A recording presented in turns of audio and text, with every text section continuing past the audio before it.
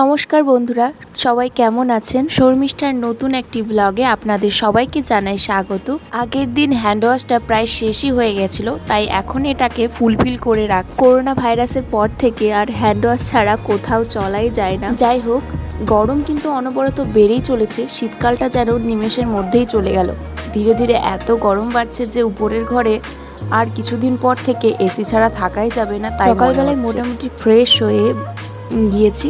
তবে আজকে হচ্ছে বৃহস্পতিবার, তো আজকে পূজা টুজা করার ব্যাপার আছে। বাড়িতে যে বড় বড় পাউচগুলো রয়েছে মানে হ্যান্ড ওয়াশে, সেইগুলো থেকেই একটু ঢেলে নিলাম। মানে অনেকগুলো পাউচ ফ্রি দিয়েছিল, তো সেগুলো এখন কাজে লেগে যায়। মানে একটা ওই যে বোতলগুলো কিনলে একটা করে ফ্রি দিত, তো সেই জন্য এখনও পর্যন্ত আপাতত অনেক দিনই, প্রায় 1 বছর মতো কিনতে হয়নি হ্যান্ড ওয়াশ। অনেক দিন ধরেই চলছে। যখনই যাওয়া হয় তো তখন মোটামুটি এরকমভাবেই নিয়ে আসা হয়, মানে ক্যান্টিন গেলে কিংবা মলে টলে গেলে তো তখন এইভাবেই নিয়ে আসা হয়। একটা হ্যান্ড ওয়াশ আর সাথে একটা ফ্রি দেয়, তো এইভাবেই চলে যায়। এই জানালার কার্টেনগুলো অনেক দিন থেকেই বার করব বলে করা হয়ে উঠছিল না। আজকে খুঁজে বার করেই ফেললাম, কারণ যা গরম বাড়ছে তাতে কার্টেনগুলো দেওয়া থাকলে দিনের রোদটা পৌঁছাতে পারে না, অল্প হলেও ঘর ঠান্ডা থাকে। খোঁজাখুঁজির পর আসলে আমি ওই যে বক্স খাটের মধ্যে একটা ব্যাগের ভিতরে রেখেছিলাম, তো কোন ব্যাগে রেখেছিলাম এটা মনে ছিল না। তো অনেক জামা কাপড় আবার বার করে রেখেছি, মানে বার করে খুঁজছিলাম। অনেক কিছুই থাকে খাটের বক্সের মধ্যে, মানে জামা কাপড়, সমস্ত কিছু পুরানো জিনিস, এমনকি সোয়েটার, তারপর অনেক কিছুই থাকে, সমস্ত কিছুই রেখে দেওয়া হয়। যা ধরে বালিশ থেকে শুরু করে একেবারে বিছানার চাদর সব কিছুই ভরে ভরে রেখে দিই। আর এই যে আবারও উলের একটা টেবিল ক্লথ বানালাম। এর আগে একটা আসন বানাচ্ছিলাম, কিন্তু আসনটা এখনও ইনকমপ্লিট রয়ে গেছে।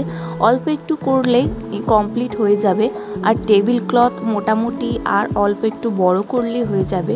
অনেক দিন থেকে করছি আসনটা, প্রায় অনেক দিন থেকে করা হচ্ছে, কিন্তু এটা না আমি মনে হয় 5 কি 4 দিনের মধ্যে কমপ্লিট করে ফেলেছি, এতটা বড় হয়ে গেছে। আর বাকিটা এখনও রয়ে গেছে। আর আসনটা দেখো, মানে চারিদিকটা বাকি আছে, মাঝে পুরোটা কমপ্লিট হয়ে গেছে। মানে চারিদিকে যে ইয়েলো বর্ডার দিয়েছিলাম সেটা পূরণ করলেই কমপ্লিট হয়ে যাবে। আর আজকে ওদিকে কাকা শ্বশুরের ঘরের ছাদ ঢালাই। আর দেখো আমি এদিকে আমার বক্সের মধ্যে সমস্ত জিনিস ছিল, মানে যেগুলো বার করেছিলাম সেগুলো সব আমি এখন গুছিয়ে গুছিয়ে রেখে দিচ্ছি।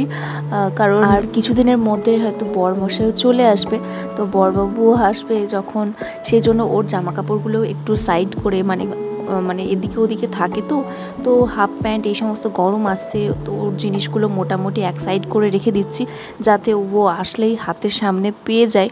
তো আগে থেকেই সামনে মানে বার করে রেখে দিচ্ছি, কারণ আবার যদি তার আগে না বার করে রাখি তাহলে হয়তো খুঁজে খুঁজে বার করতে হবে কোথায় রেখেছি, তো তখন এই গরমের মধ্যে আরও মাথা খারাপ হবে। আজকে যেহেতু বৃহস্পতিবার, আজকে একেবারে সকাল সকাল স্নান করে কাজ টাজ কমপ্লিট হয়ে মোটামুটি যা করি আর কি সমস্ত কিছু করে পূজাটাও কমপ্লিট হয়ে গেছে। মানে 9টার মধ্যে প্রায় সমস্ত কিছু কমপ্লিট হয়ে গেছে। আর ওদিকে মাও রান্না করছে। আর দেখো আমি এদিকে আমার প্রায় গোছানো কমপ্লিট হয়ে গেছে। আর এই খাটের মধ্যে রাখলে যেগুলো আমার খুব নিত্য প্রয়োজনীয় জিনিস সেগুলো আমি সামনেই রেখে দিই, যাতে ফট করে বার করে নিতে পারি।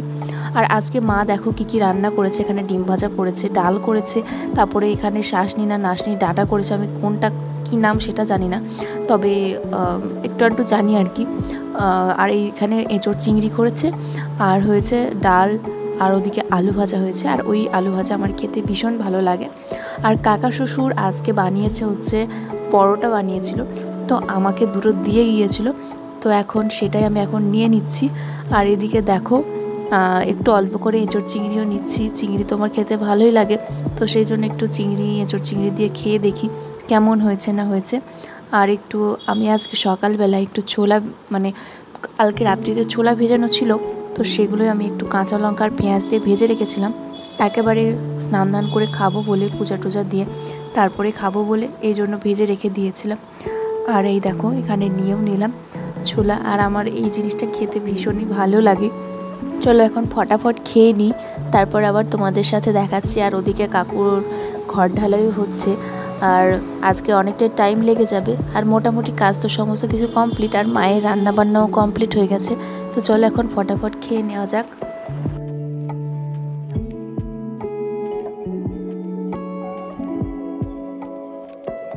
আজকে যেহেতু কাকা শ্বশুরের ঘরে ছাদ ঢালাই, আর তাই সকাল সকাল কাকা শ্বশুরের ছেলে মানে ভাই সকাল সকাল এক হাঁড়ি মিষ্টি নিয়ে চলে এসেছে। এই দেখো এখানে নিয়ে চলে এসেছে, বাট চলো এখন খাবো। আর ওদিকে রান্না বান্না সমস্ত কিছু কমপ্লিটও হয়ে গেছে। আর চলো এখন আমরা খাবার দাবারগুলো খেয়ে নিই। আর দেখো এদিকে সবাই মিলে বসে পড়েছি, আর যেই বসলাম আর লাইট চলে গেল। আর দেখো এখানে আমি ওদিকে বসে পড়েছি, বাবা একটু ভিডিও করে দিচ্ছিল।